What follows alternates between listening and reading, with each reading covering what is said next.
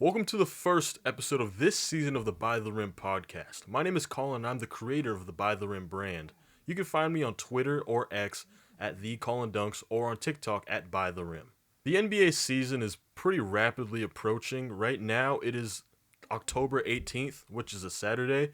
The NBA season starts on Tuesday, I think, which is the 21st. I'm not entirely sure. Actually, I'm pretty sure. But I'm really excited for it. I've waited a long off season.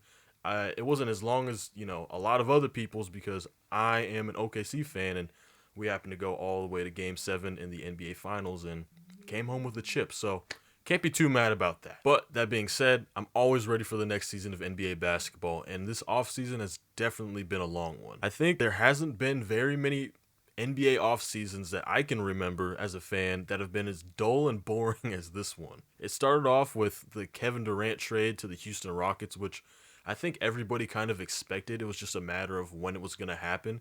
So when that was announced, it wasn't very significant. It wasn't really a big deal. Like, people were like, all right, it finally happened. How are we going to project this team going forward? We kind of just wanted to see who was getting thrown into the deal, even though we already had a good idea. I think it's more surprising that they kept their young guys, like their core young guys, which is Alperen Sengun, Jabari Smith, and Reed Shepard, and Amen Thompson. And they got rid of the only negative that they had, which was Jalen Green. But I digress. I'm not here to talk about the offseason. I'm here to talk about my preview of the 2025-26 NBA season. So in today's episode, there's a couple of things I wanted to cover. And the first thing we're going to go over is my predictions for the season standings, at least for the regular season, I will say. If you follow me on Twitter, you've probably already seen my predictions for the standings, but for those who are new and for those who are listening, I'm going to go over them right now. My Western Conference standings for the 2025-26 NBA season. My 1 seed is the Oklahoma City Thunder. My 2 seed is the Minnesota Timberwolves. My 3 seed is the Denver Nuggets. My 4 seed is the Houston Rockets. The 5 seed is the Los Angeles Clippers. The 6th seed is the San Antonio Spurs. The 7th seed is the Golden State Warriors. The 8th seed is the Los Angeles Lakers. The 9th seed is the Dallas Mavericks. The 10th seed is the Memphis Grizzlies. The 11th seed is the Portland Trail Blazers. The 12th seed is the Sacramento Kings. The 13th seed is the Phoenix Suns. The 14th is the New Orleans Pelicans. And last is the Utah Jazz. Now, for the Eastern Conference, I have the Detroit Pistons at number 1. The New York Knicks at number 2. The Cleveland Cavaliers at number 3. The Orlando Magic at number 4. The Atlanta Hawks at 5. The Philadelphia 76ers at 6. The Milwaukee Bucks at number 7. The Miami Heat at number 8. The Indiana Pacers at number 9. The Boston Celtics at 10. The Chicago Bulls at 11. The Toronto Raptors at 12. The Charlotte Hornets at 13. The Washington Wizards at 14. And last, I have the Brooklyn Nets. So right away, since I already posted this on Twitter, I've already gotten a little bit of feedback and people's opinions on my standings and my rankings and stuff like that. And so, as you can probably guess, I have some hot takes. And I don't say them just to be contrarian. I am of the belief that the consensus is the consensus for a reason. But also, if I think otherwise, I'm going to think otherwise. That's just kind of how it goes. I don't think that's really like like just a me thing. I think that's just kind of like a general thought process, if that makes any sense. But let's start in the West, because that's going to be... Actually, you know what? Let's start in the East, because I think the East is a little bit less interesting, quote-unquote, than the West this year. So my number 1 seed, I have the Detroit Pistons, and that caught a lot of people off guard. They're like, nothing about the Pistons says they should be the 1 seed, but, well, let me explain. So I think the general consensus around the Eastern Conference this season is that it's going to be pretty weak. A lot of the star talent is injured, with mainly being Tyrese Halliburton and Jason Tatum. So with those two out, that has a huge impact on their team standings. So that's why the Celtics and the Pacers are both all the way down towards the play-in. With that being said, the top of the East is kind of like a whole league ahead of the rest. But I don't think the separation between any of those teams is that significant. So let me start explaining myself. The number 1 seed, again, is the Detroit Pistons. And so the reason I have them number 1 is, for one, I absolutely believe in a Cade Cunningham leap. I think he's going to take another big one. I think he's going to be either first-team All-NBA or borderline first-team All-NBA. I think Asar Thompson is going to have a massive, massive year this year because I don't know if anyone remembers, but after his rookie season, or I guess even during his rookie season, it was cut short because he had blood clots. And so that ended up being something he had to deal with the entire offseason. So going into year two, he didn't have an offseason to really work on his game and prepare because he spent all that time trying to rehab. So I think with a full offseason of working and being able to really work on his game and improve on some of his weaknesses, and we've seen it in the preseason, he's been playing really well. I think he's going to make a big leap. And not to mention the return of Jaden Ivey. So last season, I think the Pistons were the sixth seed. Let me check. I don't remember for sure. The Pistons were the sixth seed last year. Going from 6-1 is a pretty big jump, but honestly, I don't think that anybody in the East is going to win more than like 57 games, maybe 56. I think it's going to be like the Pistons at 56 wins, the Knicks at 56, and the Pistons win a tiebreaker, the Cavs at 55 or something like that. But I think it's going to be a separation of within like 3 to 5 games at the top, and then after that it's going to be a big drop off. That's how significant I think that's just going to be this how it is this year with the Eastern Conference. But that's my take on the Pistons. Jalen Duren making those improvements. They got in a new guy with Karis LeVert who's going to be a good sixth man. Duncan Robinson is going to be a shooter. Ron Holland is going to make improvements. Jaden Ivey is back. Jalen Duren is going to be improved. And obviously the main focus is Cade Cunningham. And I think JB Bickerstaff is going to do a better job with this team this year. Even though he did a great job getting them to the playoffs from, I think, historically the worst team ever or something like that last season. But moving on, I have the New York Knicks at number 2, which I don't really think is anything. Like, that's kind of the expected outcome. They brought in Mike Brown as a new head coach. He's going to revamp their offense. He's going to probably, at least hopefully, run up the depth of the team. So instead of playing six to eight players 40 minutes a game, he's going to run maybe 9, maybe 10 even. Because they brought in some other guys, which actually, now I'm thinking about it, Malcolm Brogdon was supposed to be one of the players who made a big difference, but he retired just kind of on a whim. I don't say on a whim, but this was kind of out of the blue for us fans. Nobody expected that, but you can only deal with what you got. So they're down a man who might have been able to contribute, but they still have some solid pieces on the bench. So Josh Hart seems like might be the sixth man, which could absolutely put him in contention for the Sixth Man of the Year award, which we will talk about later. Third seed, Cleveland Cavaliers. I don't really need to say a whole lot there. Evan Mobley, I think, is going to take a leap. Darius Garland is injured, but he's still Darius Garland. Same with Donovan Mitchell. Same with Jarrett Allen. Jalen Tyson, I think, is going to be a big improvement for the team this year at the small forward, maybe shooting guard sometimes, depending on the timeline with Darius Garland. But not a whole lot else to say. The Cavs were great last season. Obviously, they won 60-something games, 64 games last season. So I think they're gonna take a bit of a step back because I don't want to say that was a fluke, but that's a really hard win total to meet season on season. So we'll see how they do this year, but I still think they're absolutely a top 3 team in the East. And at number 4, I got the Orlando Magic. Again, not a whole lot to say. Paolo Banchero, he's going to have a healthy season this year. We saw what he was doing at the beginning when he was healthy and towards the end of the season when he really started to pick up. So we are expecting great things out of him. Same with Franz Wagner. He's had some weird struggles with his jump shot, especially the three-pointer in the last couple of seasons. It has grown not grown, but he's developed like some kind of weird hitch, and it's actively affecting him in the games. Like you can see it like on his face. Like he gets in his own head about a shot sometimes, and it's not a great look. But other than the three-point shot, he's been amazing at everything else. So Franz could absolutely take another big leap. Might make his first All-Star game this season. At number 5, I have the Atlanta Hawks, which kind of feels low considering they made a lot of really big offseason moves. They brought in Kristaps Porzingis. Who else? Did they make any other? Oh, yeah. They brought in a couple of role players in Nas. I believe Luke Kennard. Okay, I got it mixed up. But Luke Kennard, great offseason signing. He's a great shooter. He's a pretty solid playmaker in limited capacity. He passes well. He shoots well. He's intelligent. So that's going to be a great bench piece. And Nickeil Alexander-Walker, he's a great defender, good floor spacer, and he's really dependable in the playoffs. So those are the kind of role players that you need to have. And obviously, the big name is Kristaps Porzingis, which they gave up damn near nothing to get him. So I would, I will absolutely take that if I'm the Hawks. Obviously, another year of Zachary Rizichet. Jalen Johnson is finally healthy. He's in for a really big season. I think he's going to be an all-star, borderline all-NBA talent. Dyson Daniels is going to do his thing, and obviously Trae Young is going to do his thing. So Hawks at 5. And the 6th seed again, Philadelphia 76ers. I'm really expecting a weird season from them because with Joel Embiid, we already know the status of his health is always questionable. So I think they're going to prioritize him for the playoffs just to try and keep him healthy. He's not chasing accolades anymore. He doesn't care about that. Doesn't care about the regular season. They just want to make the playoffs.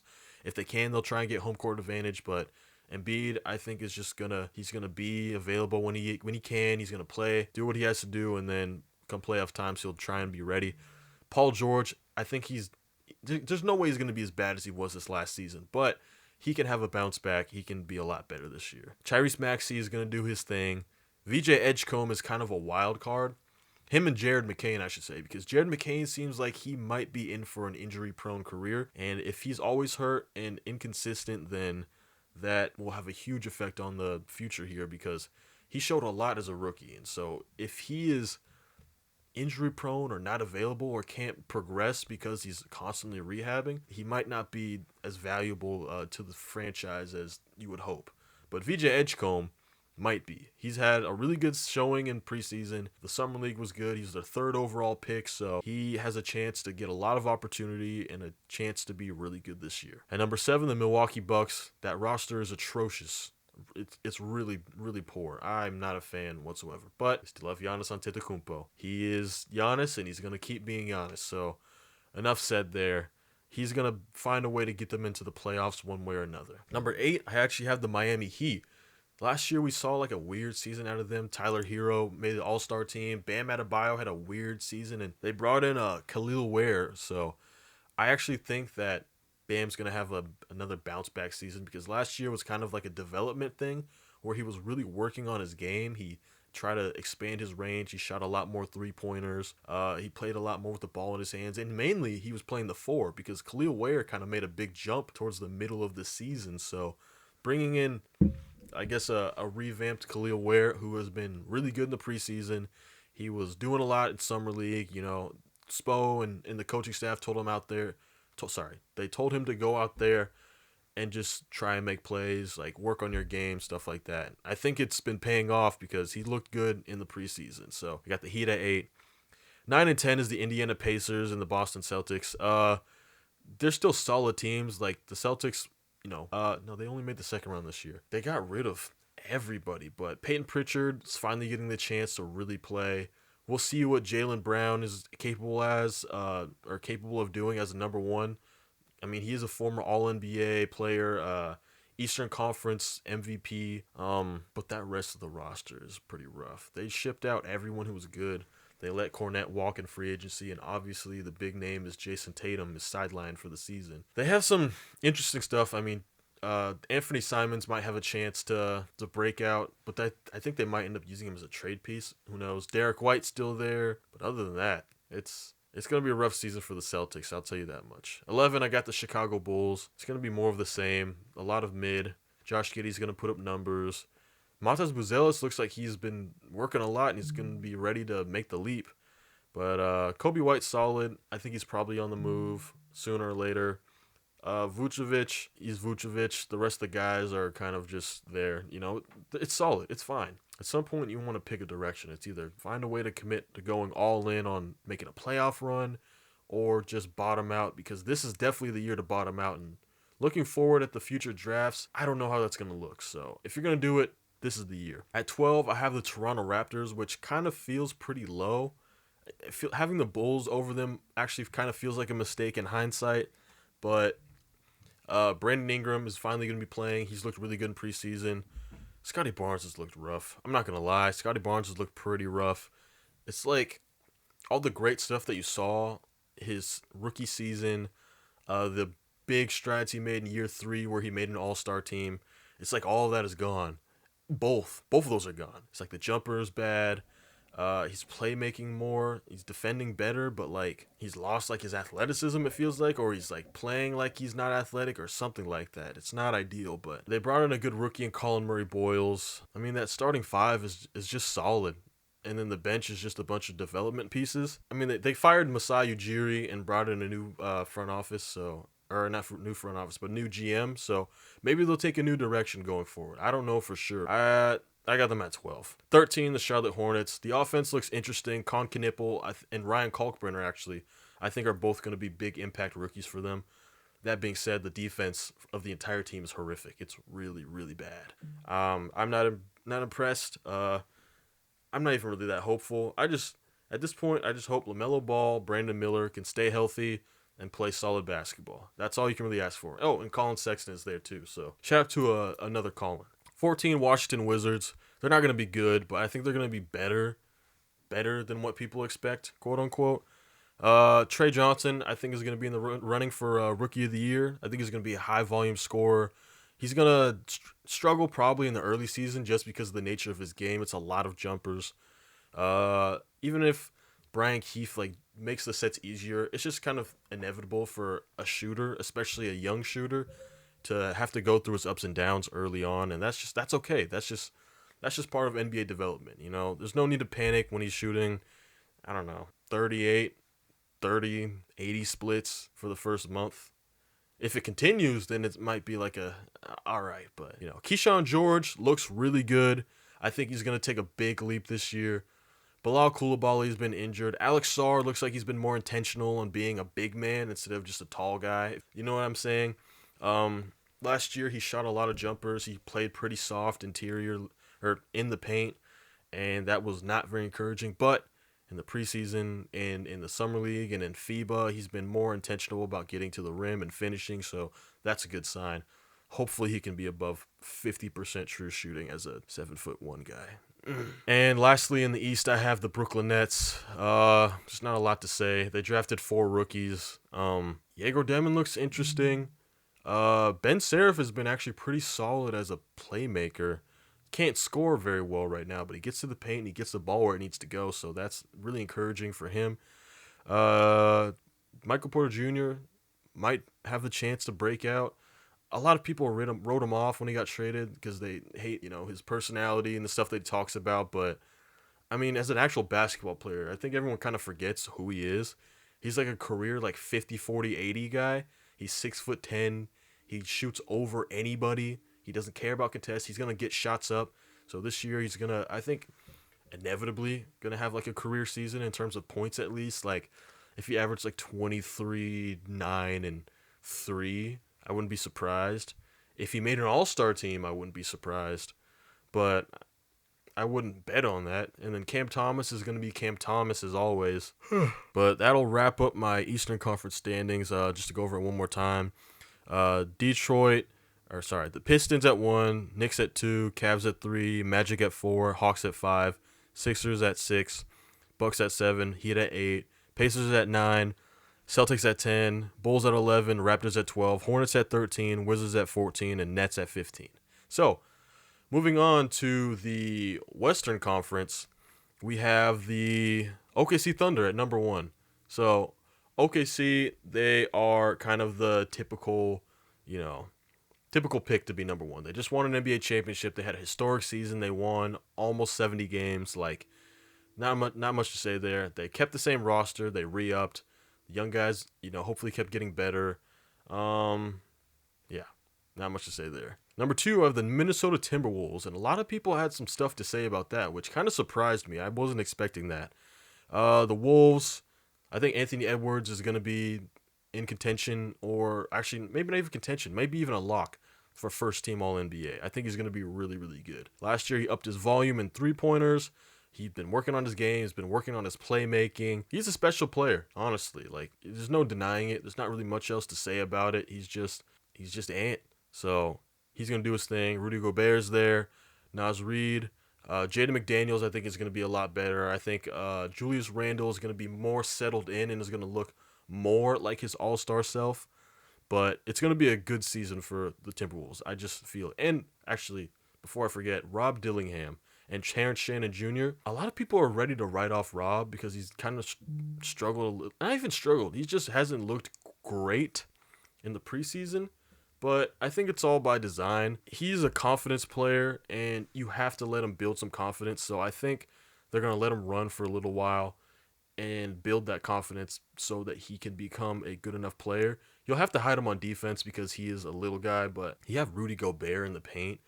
And I don't know if Joan Berenger is going to be able to play this year, but if he can, that's another solid backup big man for Rudy Gobert. Like, he's been a lot farther ahead of schedule than I think most people probably expected at this point. And at number 3 is the Denver Nuggets. Again, not really a big surprise. The Nuggets they have the best player in the world in Nikola Jokic. That's not like really up for debate. I don't think anybody questions that. And when you have the best player in the world, your team's probably just going to be good. That's like a simple matter of fact thing.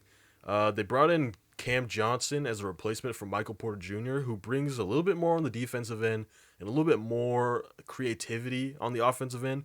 They both fill the roles as shooters. Cam is a lot more of an intelligent player, I would say, so he might fit in better with Nikola Jokic in the Denver Nuggets. They have Jonas Valanciunas, who still is a terrible defender, but as a backup big man, I think fills that Jokic role better than whoever else they might have had in whether it was DeAndre Jordan or Zeke Naji or something else. I don't know, but Valanciunas is solid. I think that'll be fine for them. I think the Nuggets are still going to be good.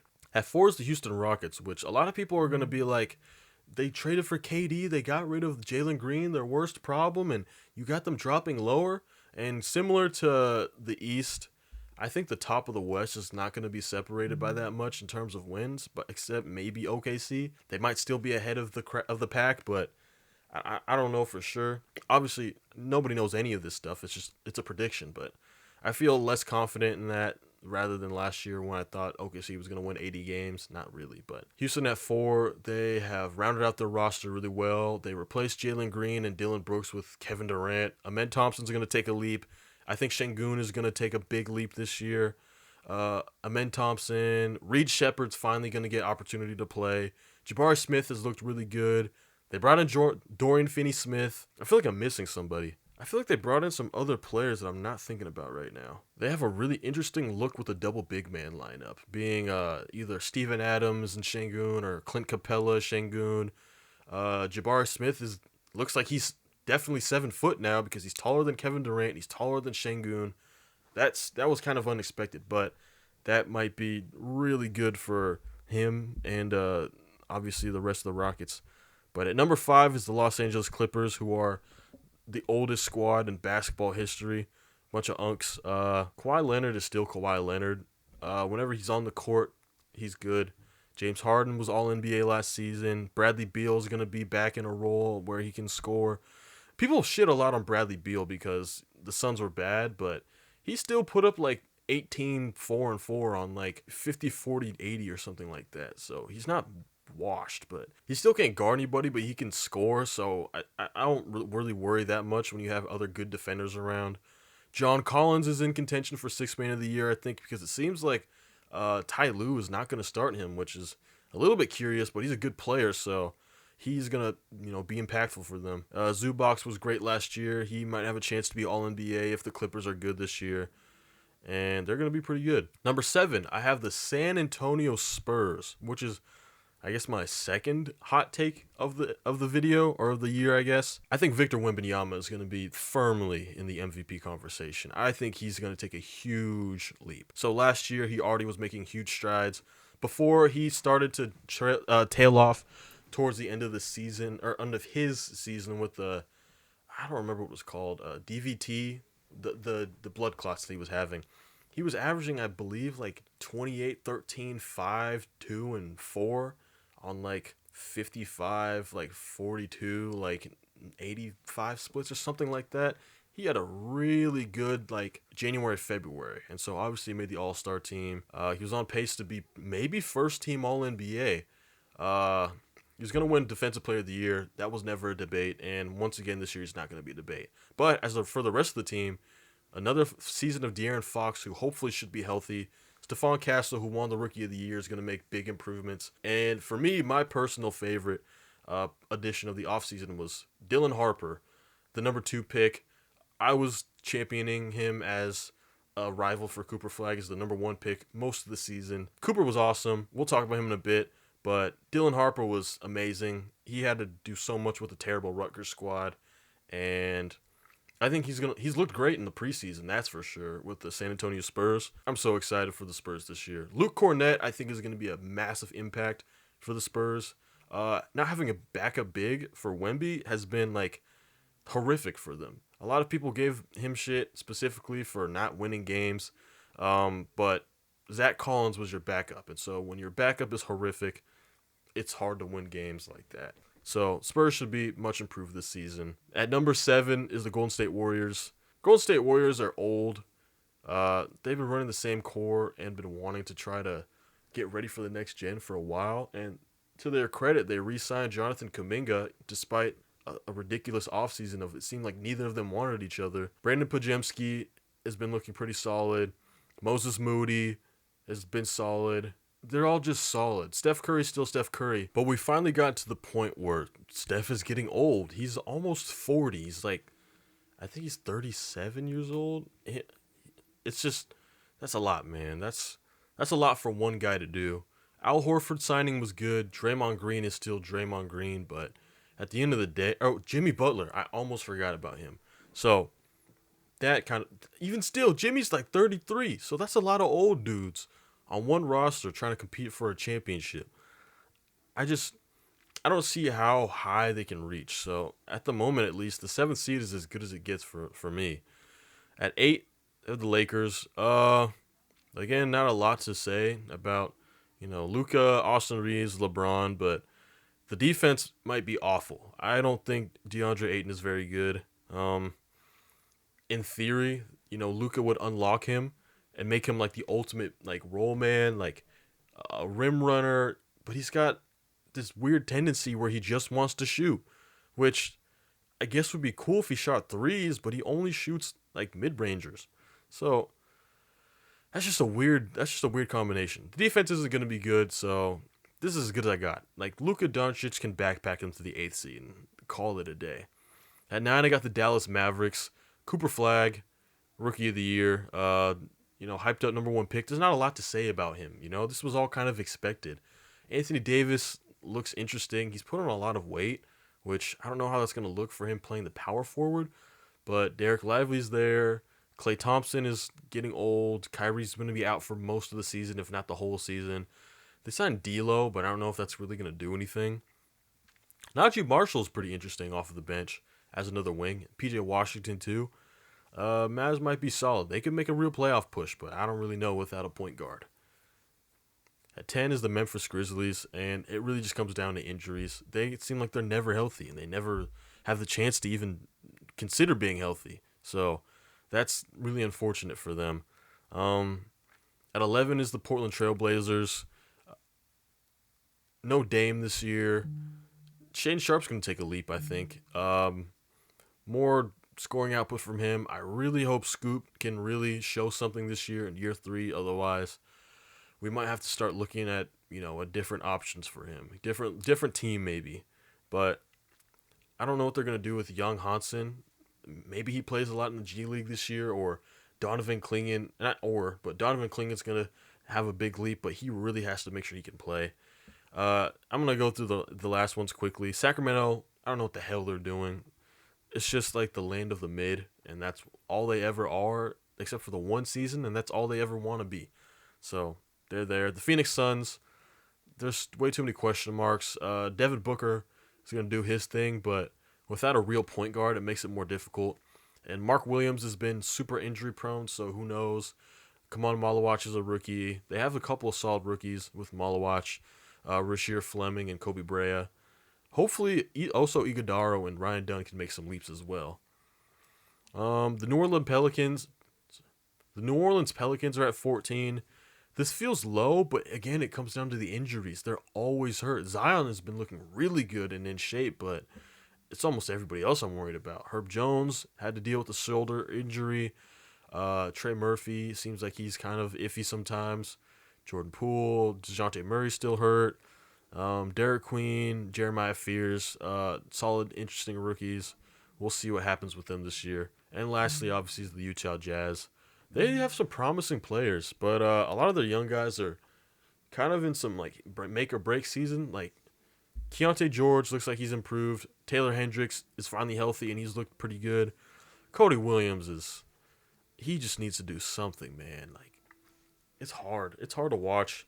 I thought he was gonna be really good, but he just kind of is out there a lot of the times. He's just not doing anything. Ace Bailey's looked great in preseason. That's really promising. He could also be in the running for Rookie of the Year.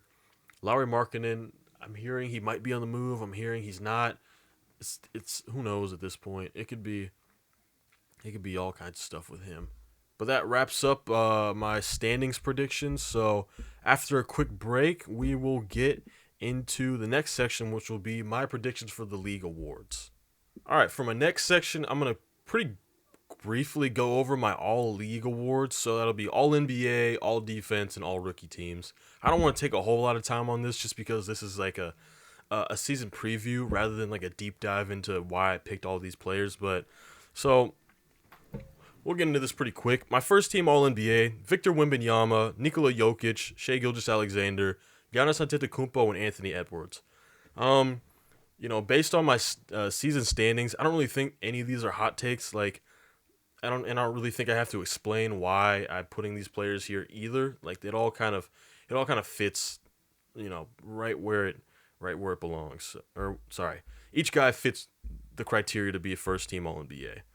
Second team All NBA: Luka Doncic, Cade Cunningham, Jalen Brunson, Evan Mobley, and Alperen Sengun. So another couple of leaps. Evan Mobley made All NBA last season, or I guess this last season, I believe.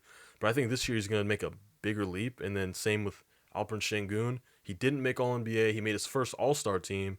But I think his efficiency is going to be a lot better, especially with more floor spacing, an improved playmaker in Amen Thompson. And plus, he just looked so great this summer in FIBA. It wasn't the World Cup. Was it just the qualifiers this year? Euro Cup. It was Euro Cup. Sengun looked great in the Euro Cup, so I think that'll carry over into this season. My third team All NBA: Trae Young, Donovan Mitchell, Paolo Banchero, Kevin Durant, and Steph Curry. So one thing that a lot of people were interested in was the fact that I had the 4 seed, the 4 seed Houston Rockets with two All NBA guys, while both of my 1 seeds only had 1. So, my thought process on that is I think that OKC is going to stay the same, more or less. There's not going to be a whole lot to say there, a whole lot different. Shai's going to keep being Shai. I think Chet and J-Dub both might just barely miss it by a few votes, because KD's still going to be KD. I think Sengun's going to be that good. And Cade, I don't know if anybody else on the team is going to take a leap big enough to warrant an all NBA selection. But Paolo Banchero, he's going to take the Orlando Magic far. Desmond Bane, I forgot to mention in the season prediction, or the standings prediction. He's going to be huge for not just the Magic, but for Paolo specifically, because when he has that lane, he's not going to have to take those stupid mid-range shots that he loves to take anymore. He can finally get to the rim. He can finally get to the free throw line even more than he already does. And that will be huge for not only his efficiency, but for the team efficiency as a whole, for the offense, for the Magic, because they're already a good defensive team. I just think that would make a huge difference. And Steph Curry and Kevin Durant, still kind of more of the same. Not much to say there. For my all-rookie teams, I have Cooper Flag, Ace Bailey, Dylan Harper, Nick Clifford, and Trey Johnson for my first team all-rookie. All these are kind of self-explanatory. For the most part, it comes down to opportunity. So the guys, usually that's how the lottery works anyway. The worst teams get the top picks. Top picks get to play a lot for the bad teams, put up numbers, so they usually end up being the all-rookie. Like, that's expected. Dylan Harper is kind of like the most shafted of them, I would say, because he's playing behind Fox and Steph Castle, but he's just been so good that I don't even know if it matters that much. But that's my first team all-rookie. Second team, I have Con Knipple, VJ Edgecombe, Colin Murray Boyles, Jace Richardson, and Ryan Kalkbrenner. So we have 2 non-lottery guys, which is pretty cool. I should have mentioned that with Neat Clifford, who was the 24th pick, but Jace Richardson, who was picked right after him at 25, I think is going to get a lot of opportunities for the Orlando Magic. Ryan Kalkbrenner has looked pretty good in preseason, and with there being kind of a gaping hole at center for the Charlotte Hornets, I think he's going to get a real chance to play and play a lot and make an impact just because, like, I think he was the 4-time Big East Defensive Player of the Year. So that's like a really, really big deal for him. I think that'll be good. He'll win all rookie. If I had to give some honorable mentions, maybe Jeremiah Fears gets opportunity. One of the Nets guys might get it. So whether that's Ben Serif or Yegor Demon, we'll have to see. But now onto the all defensive teams. Victor Wembanyama, Chet Holmgren, Asar Thompson, Evan Mobley, and Jalen Suggs will highlight the defense first team. Again, most of these guys are pretty self-explanatory. I don't really have to, say much. But second team is Amen Thompson, Lou Dort, Dyson Daniels, Draymond Green, and Ivica Zubac, who made all defense last season. Like, all these picks are fairly typical. Like, they kind of line up with where I think these teams are going to be in the standings. So, when it comes to defense, it's reputation-based, but also it's winning-based. So, if your reputation is insane, you're going to make it a la Wemby, with the Spurs not making the playoffs the last couple of years. Or if your team is really good and they're a good defensive team, you have to pick somebody like Lou Dort, who's good, obviously, but he's not putting up outstanding like numbers or anything like that, but he's just solid and everybody knows it. So that's why he's on here. Zubac had a great defensive season last year, and this year he's probably poised to do it again. I'm excited. I kind of like the idea of the Clippers, even though they're a bunch of unks. So we'll see how that goes. But in the next segment, I'm going to go into my season award predictions. So we'll take a quick break and resume from there. All right, welcome back, everybody. And for the final section of today's episode, we're just going to do some brief player award predictions, or my brief player award predictions, to be exact. So we're going to start off with the sixth man of the year. I mentioned it earlier. The Los Angeles Clippers are going to have a pretty deep team, and so it seems like Ty Lue wants to bring John Collins off the bench, and he's always been a highly productive and very good player, so I really think he's got a really good chance of being... I think he's got a great chance to win the sixth man of the year, so I think he's my pick. He's going to score a lot of points, he's going to be efficient with how he scores, and he's going to play some decent amount of defense. He's going to rebound. He's going to put up box score stats. At the end of the day, that's usually what wins you the Sixth Man of the Year award. I guess I should give some honorable mentions. For some competition, we'll say Anthony Simons if the Boston Celtics are solid. I'll throw Karis LeVert in there. Josh Hart, obviously. Maybe Max Strus. No, I think DeAndre Hunter or Max Strus, whichever one of them is starting. So that'll be kind of my honorable mentions for the Sixth Man of the Year. And John Collins is the final winner.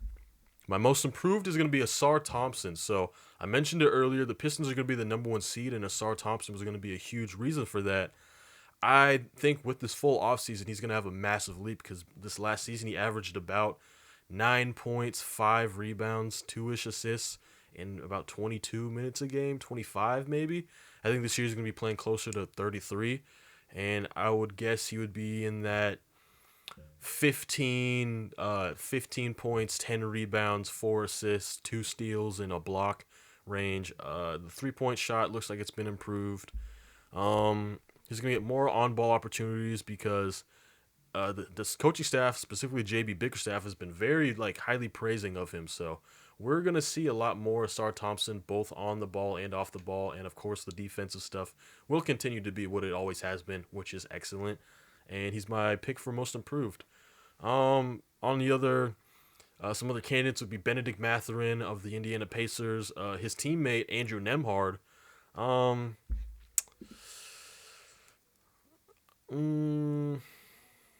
maybe even Evan Mobley again. He could be in the running for the award for a third time or a second time, I think.